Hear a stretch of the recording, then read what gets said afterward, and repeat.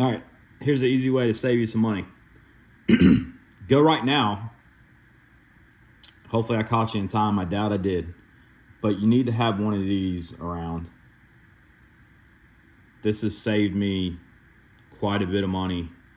They're about 60 to 100 bucks on Amazon. More like 70 now, I think. They will replace most capacitors out there. You just got to configure them for what size capacitor you have. So this has been sitting in my attic. It's been used probably 3 times. It's so at a $300 service call, you're looking upwards to $1,000. This thing is saved. Well, daughter came upstairs yesterday and she said it's hot. And yeah, it's hot. 89 degrees. So looks like the AC's not working. So I'm gonna see if I can figure this one out. So I know that I have power to my unit downstairs because the thermostat has power. That's where the power comes from. So rule that out. Yeah, so we'll start there. Let's go downstairs. Downstairs unit, upstairs unit.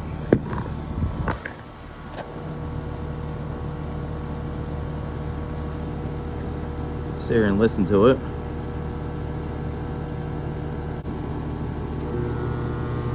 Did you hear that?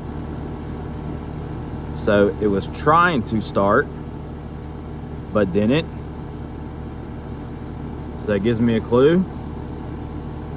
All right, let's go from there. So there's the power going in the house. No disconnect, but my electrical box is right here. All right. Let's see, AC1, AC2. I'm gonna say it's AC2. All right. So we think it's dead.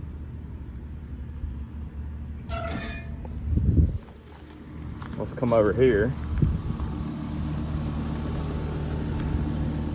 And we'll take the service cover off here. All right, so I've taken some of the screws out. Complete disclaimer, I am not an HVAC tech. I am an industrial electrician. If you're not comfortable, if you've never been shocked before, if you don't understand electricity, you don't need to be touching this at all. You need to call at least a friend or something that understands this stuff. This stuff can kill you till you're dead. Yeah, I'm not telling you how to do this. I'm just showing you how I work on it. So, all right, so I don't know this is dead yet, but I've got all but one screw taken out. So I'm gonna make sure I hold the cover, and I'm gonna take this last screw out. And then removing the cover, you wanna be careful not to,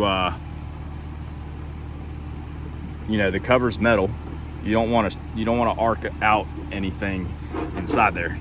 So make sure you pull it down and away. All right.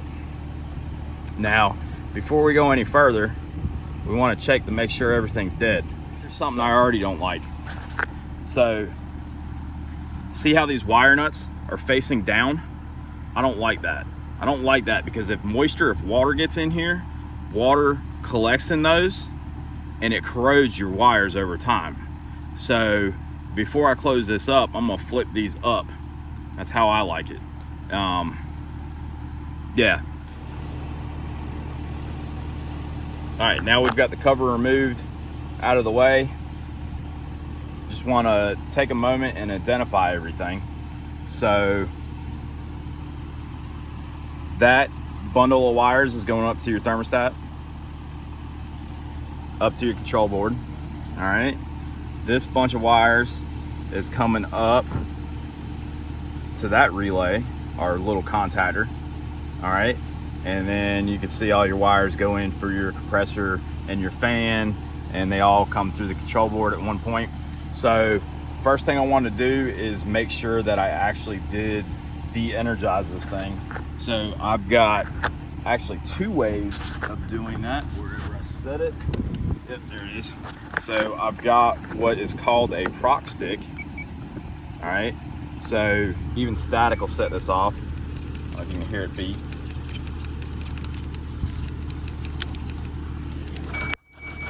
All right,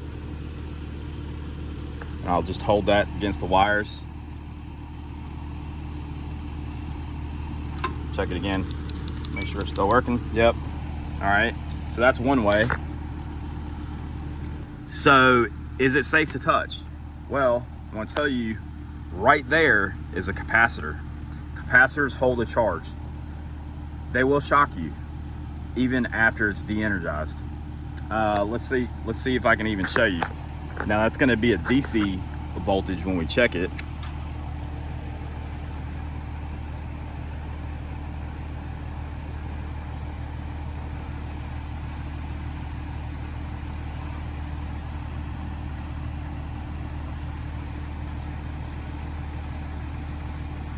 Nope, that's all right. So it's already discharged. It's been off. All right, from past history, I know that a lot of times you hear it try to start, you hear the hum, it doesn't start. You know, that was the compressor you heard. If it doesn't start, compressor's either locked up or it's that starting capacitor. So I'm gonna go right to that and go ahead and test it. It also could be the compressor. If you hear your compressor starting and the fan doesn't move, it could still be the capacitor. The capacitor is used both for the fan and the compressor. So we're gonna go right after that capacitor. Typically they only last about 6, 7, 8 years max. So that's how old this unit is. So I suspect the capacitor. I think 2 years ago, the one went in the downstairs unit. Let's go ahead and take those wires off. Make sure you know where the wires go, so you're not playing games hooking them back up. It's not the end of the world, but yeah, make sure you know where the wires go. So we have it documented by video right here. All right, and we'll go ahead and take those loose. These can be difficult to get off. I like to use some pliers, give it a bit of a wiggle.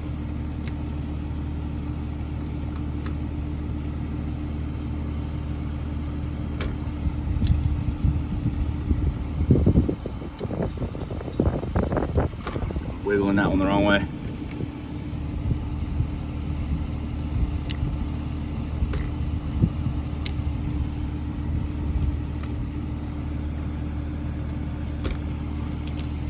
All right. Now we can take our meter, and that right there is the capacitor test. So we'll flip it. All right, set it to your Faraday scale. So this one is supposed to be a 30 and a 5, meaning there is a common on this capacitor. There's a 30 microfarad and there's a 5 microfarad. That's what you should see. So we'll get the meter over there and we'll check it out. We have nothing between these two.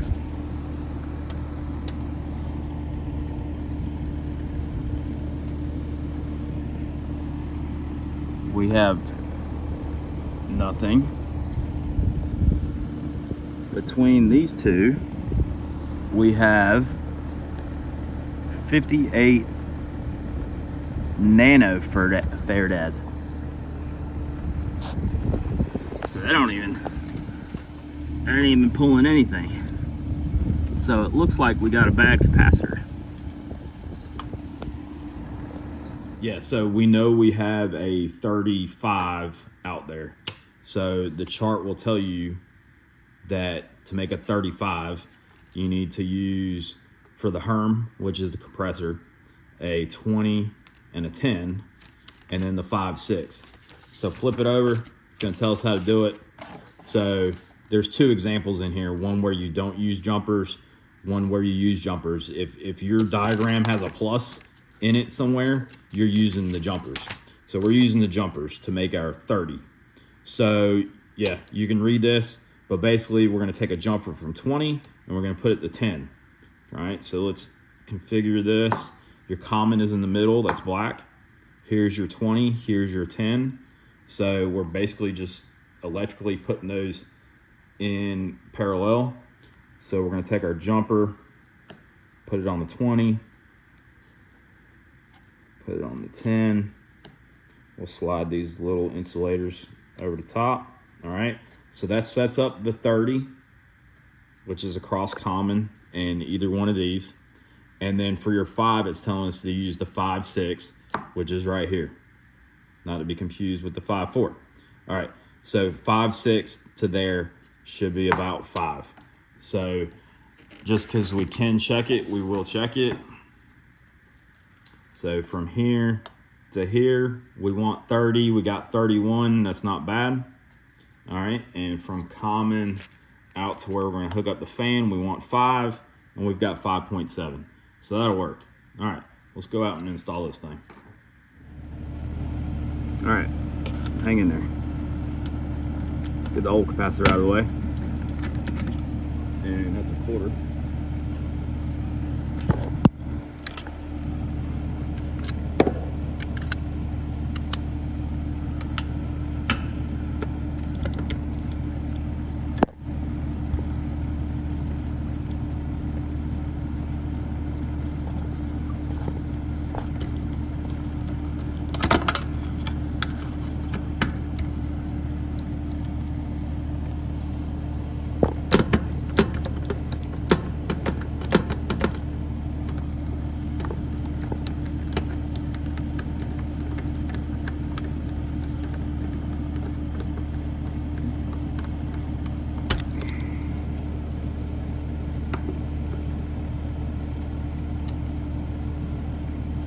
All right, there is a big size difference.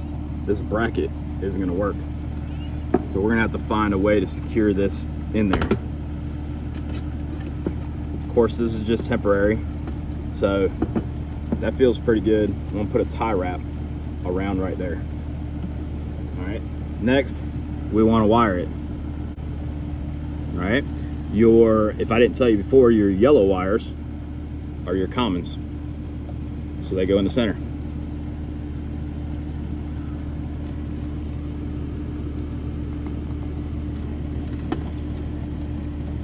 All right.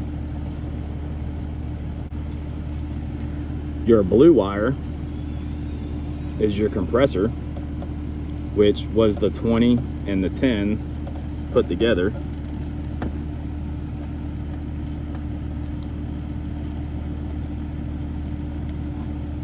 All right, and that leaves your brown wire. Your brown wire is your fan, and that goes to your 5. All right, so I'm gonna run and get a tie wrap, and we'll tie wrap that up.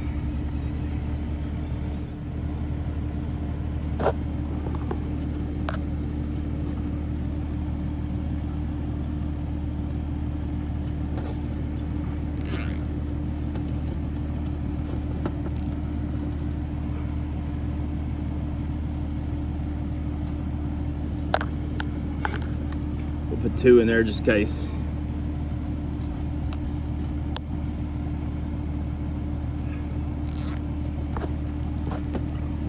I'm a little worried about it fitting under the cover.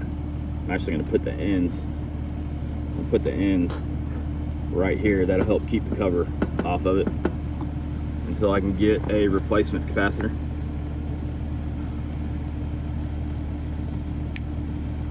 I'll probably just do the top screws and not the bottom ones for the time being. All right, well, because we can, let's cut this thing back on, see what happens.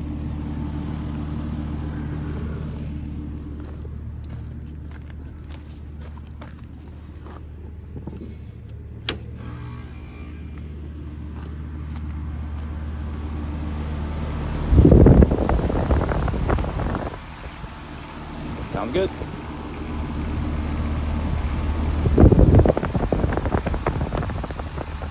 It's already blowing some hot air.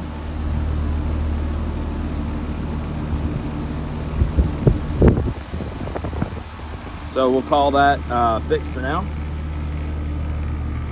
I'll jump on Amazon, find me a 30 and 5, probably 15-20 bucks. And I'll come out here and replace that one, put it back on the shelf, and that'll be $300 less a $20 capacitor saved. So again, I'm not an HVAC tech.